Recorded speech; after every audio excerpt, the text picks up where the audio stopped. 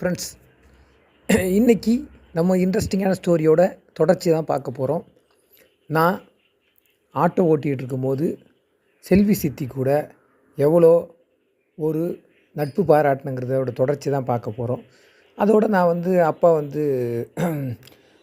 வண்டி ஓட்டி பார்த்துட்டு சந்தோஷப்பட்டுட்டு அம்மாட்ட சொல்லிவிட்டு பேசிக்கிட்டு இருந்தார். அவங்களும் படுக்க போயிட்டாங்க. நானும் என் ரூமில் படுத்துட்டேன். ஏன்னா அங்கே டிஸ்டர்பன்ஸ் யாருமே கிடையாது. எப்போதுமே என்ன பண்ணுவாங்கன்னா, நான் நைட்டு சவாரி ஓட்டிட்டு இது பண்ணுவேன். நான் செத்தனாகி கொஞ்சம் ரெஸ்ட் எடுத்துகிட்டு திரும்ப நான் கிளம்பி ஸ்டாண்டில் வண்டியை போட்டிருந்தேன். வண்டிக்கிட்ட போயிடுவேன். அங்கே போய்ட்டு சும்மா படுத்துருப்பேன். வண்டி சவாரி வரும். அப்போ அப்பா அம்மா 2 பேரும் படுத்துட்டாங்க. நான் என்ன பண்ணுவேன்னா, காலையில் ஒரு 6 மணிக்கெலாம் வண்டியை கொண்டாந்து அண்ணன்ட்ட ஒப்படைச்சிட்டு நான் படுத்துருவேன். என்னை டிஸ்டர்ப் பண்ணவே மாட்டாங்க. அவங்க எல்லாம் கிளம்பிட்டு எனக்கு சாப்பாடெலாம் ப்ரிப்பேர் பண்ணி வச்சுட்டு தொட்டி பூட்டு வீட்டில் அவங்க வெளியில் போய் பூட்டிட்டு போயிடுவாங்க. நான் ஃப்ரீ ஆகி தூங்கி முடித்த பிறகு நான் தூங்கி 12 மணிக்காக இருந்தாலும் சரி, 1 மணிக்காக இருந்தாலும் சரி, 11 மணிக்காக இருந்தாலும் சரி, தூங்கி எழுந்துச்சி நான் உள்ளேருந்து சாவி போட்டு வீட்டை திறந்துப்பேன். இதுதான் நேச்சர். சில நேரத்தில் வந்த உடனே படுப்பேன். சில நேரத்தில் காலையில் டிஃபன் பண்ணிட்டு படுப்பேன். அது என்னுடைய நேச்சரை பொறுத்து, சூழ்நிலையை பொறுத்து. சில நேரத்தில் அப்படி காலையிலே சாப்பிடாம படுத்துட்டேன்னா 10 மணிக்கு எழுந்துச்சி திரும்ப சாப்பிட்டுட்டு அப்புறம் கொஞ்சம் ரெஸ்ட் எடுப்பேன். யாரும் என்னை கொஸ்டின் பண்ணுறதுக்கு நபர் கிடையாது. எல்லாம் என் போக்குக்கு விட்ருவாங்க.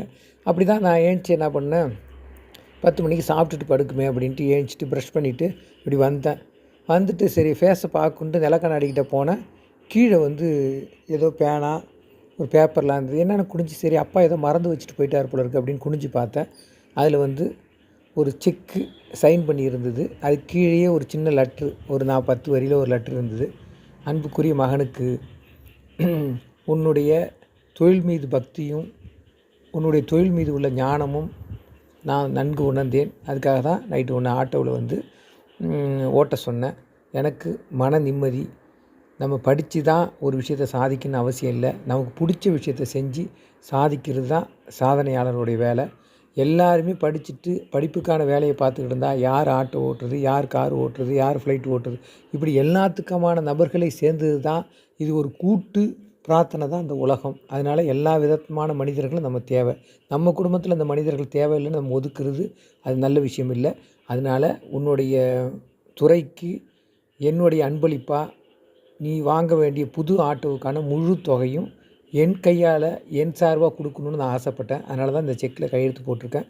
உன்னுடைய ஆட்டோ, அதோடய அசசரிஸு, மொத்தமாக அந்த வண்டி ரிஜிஸ்ட்ரேஷன், அதுக்கான ஒட்டு மொத்தமாக இதுலேருந்து ₹1 கூட நீ இந்த ஆட்டோவுக்கு நீ செலவு பண்ணக்கூடாது.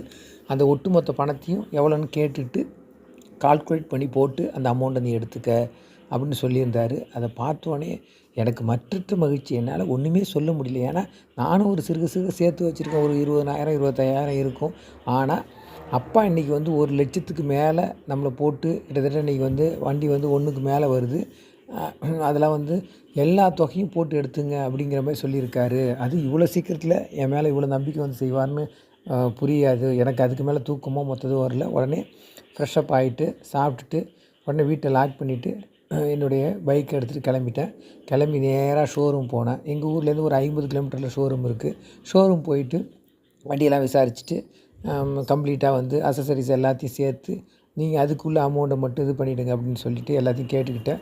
கேஷாகவே கொடுக்கட்டுமா செக்காகவே கொடுக்கட்டுமான்னாரு. உங்கள் விருப்பம் அப்படின்னு சொன்னேன். ஸோ ஓகே அப்படின்னு சொல்லிவிட்டு, ஏன்னா மற்ற செலவுலாம் இருக்குது, அவங்கள்ட்ட கொடுத்து வாங்க முடியாதுன்னு அதெல்லாம் கால்குலேட் பண்ணிட்டு மற்ற அசசரிஸு ரிஜிஸ்ட்ரேஷன் எல்லாத்தையும் கேட்டுக்கிட்டு எல்லாத்தையும் ஓவரால் போட்டு நேராக பேங்க்கு போய் அமௌண்ட்டையும் ட்ராப் பண்ணி வச்சுக்கிட்டேன். வண்டி இமீடியட்டாக வேணும்னா வித்தின் வீக்கில் பண்ணலாம் சார் அப்படின்னு சொல்லிட்டாங்க. ஓகே அப்படின்னு சொல்லிட்டேன். அப்புறம் ஒரு நான் அந்த வாரத்துக்குள்ளேயே அமௌண்ட்லாம் கொண்டு கட்டிட்டு வண்டியை எடுத்துட்டேன். வண்டி எடுக்கிறதுக்காக அப்பா அம்மா எல்லோரையும் கூப்பிட்டேன். வந்தாங்க. நேராக போய் நாங்கள் எல்லோரும் வண்டி எடுத்துக்கிட்டோம். வண்டி எடுத்துகிட்டு அதுக்கு பிறகு வண்டிக்கு டெக்கரேட் பண்ணுறது எல்லாமே, அப்புறம் ரிஜிஸ்ட்ரேஷன் பண்ணது. அப்புறம் நான் வண்டி எடுக்கிறதுக்கு முன்னாடி என்னுடைய குருவாக நினச்ச அண்ணா இருந்தார். அவர்கிட்ட போய் ஆசீர்வாதம் வாங்கிக்கிட்டேன். வண்டி புதுசாக எடுக்கும் போதும் அவர்கிட்ட கொண்டு வாங்கினேன்னா நீ போய் எடுத்துகிட்டு அப்படின்னு சொன்னார். நான் போய் எடுத்துகிட்டு நேராக கோயிலுக்கு போயிட்டு நேராக அண்ணனை வீட்டுக்கு கொண்டு போய் சொன்னேன். ரொம்ப சந்தோஷம்டா, முதல்ல வண்டி பண்ணிக்கிங்க இது மாதிரி வாங்கிக்க போகிறாங்கன்னு அப்பா சொன்ன உடனே போய் சொன்னேன். ரொம்ப சந்தோஷம்டா அப்படின்னு சொன்னார். என்னை மறந்துடாதடா அப்படின்னாரு. வாழ்க்கையில் நான் மறக்க மாட்டேன். நைட்டு திடீர்னு சவாரி 2, 3 வந்தால் கூட உங்களுக்கு நான் ஃபோன் பண்ணி சொல்லுவேன். நீங்கள் ஓட்டுங்க. அப்படி இல்லைனாலும் நைட்டு ஏதாச்சும் ஓட்டுறதுக்கு பசங்க இருந்தால் கூட சொல்லி விட்றேன் அப்படிங்கிற மாதிரி நான் சொன்னேன். பரவாயில்லடா அப்படின்னு. இப்போ எனக்கு வந்து கூடுதலான சுமை வந்துருச்சு. பகலும் நான் தான் ஓட்டணும், நைட்டும் நான் தான் ஓட்டணும். எப்போ நான் ரெஸ்ட் எடுக்கிறதுங்கிறது ஒரு கொஸ்டின் மார்க் மாதிரி ஆச்சு. சரி இருக்கட்டும், போக போக அது நம்ம ட்ரெயினப் பண்ணிக்கலாம், எப்படின்னு பிளான் பண்ணிக்கலாம் அப்படிங்கிற மாதிரி யோசனை பண்ணேன். அப்புறம் நல்ல நாள் பார்த்து கொண்டு போய் வண்டியை ஸ்டாண்டில் போட ஆரம்பித்தேன். எனக்குன்னு உள்ள சவாரி, என்னுடைய ஃபோன் கால் சவாரிஸ்லாம் எனக்கு வர ஆரம்பிச்சிது. பகலில் வந்து அதுக்கு முன்னெல்லாம் ஃபோன் வந்ததுன்னா ஃபோனை ஆஃப் பண்ணியிருக்கனால என்னை தொடர்பு கொள்ள மாட்டாங்க. நான் வந்து மேக்ஸிமம் வண்டி வந்தவங்ககிட்டலாம் சொல்லுவேன், பகலில் நான் வந்து ட்ரைவ் பண்ண மாட்டேன், இந்த நம்பருக்கு கூப்பிடுங்க, நைட்டாக இருந்தால் எனக்கு கூப்பிடுங்க அப்படின்னு.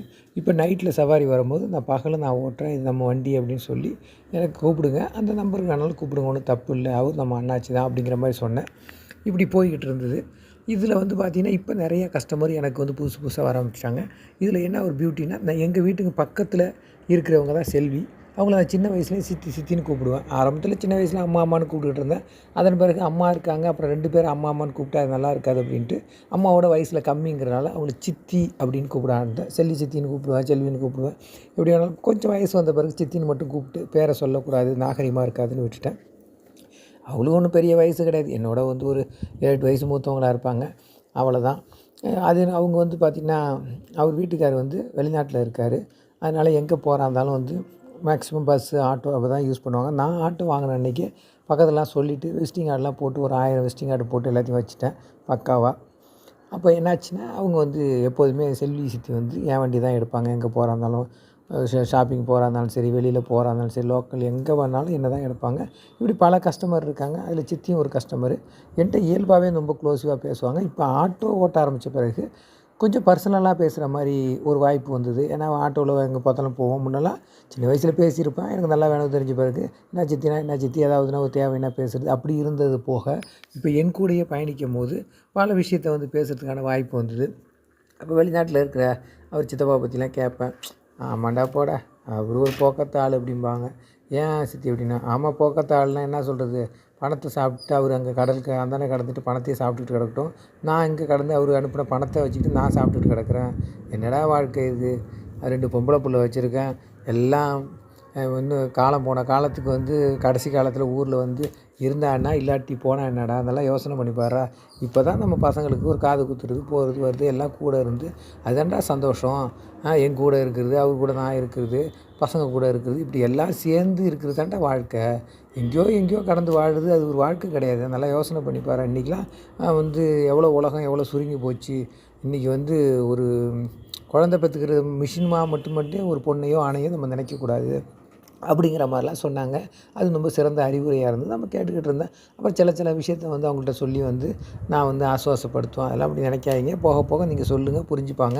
சம்பாதிச்சது போதும், ஊரோட வாங்க, ஏதாவது இங்கே ஒரு பொட்டி கடை கூட வச்சுக்கலாம், எதுவுமே இந்த உலகத்தில் வந்து அசிங்கமோ கேவலமோ கிடையாது அப்படிங்கிற மாதிரிலாம் சொல்லுங்கள் அப்படிங்கிற மாதிரி நான் பேசிக்கிட்டு இருந்தேன். அதனால் என் மேலே ரொம்ப இப்போ முன்னையோட ரொம்ப ஒரு புதுசாக ஒரு ஃப்ரெண்ட்ஷிப் வந்து நெருக்கமானது. சித்திங்கிறத தாண்டி ஒரு ஃப்ரெண்ட்ஷிப்பாக என்கிட்ட பேச ஆரம்பித்தாங்க.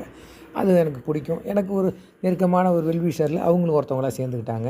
ஒரு 10 பேர் ரொம்ப க்ளோஸாக இருப்பாங்க. அண்ணன் இருக்கார், இப்போ அண்ணன் மனைவி இருக்காங்க, நம்ம ஆட்டோவை கொடுத்தாரு அண்ணன், அவங்க மனைவி, என் சித்தி, இது மாதிரி ஒரு 10 பேர் எனக்கு ரொம்ப நெருக்கமாக. ஒரு 6 பேர் ஜென்ஸு, ஒரு 4 பேர் லேடிஸாக இருப்பாங்க.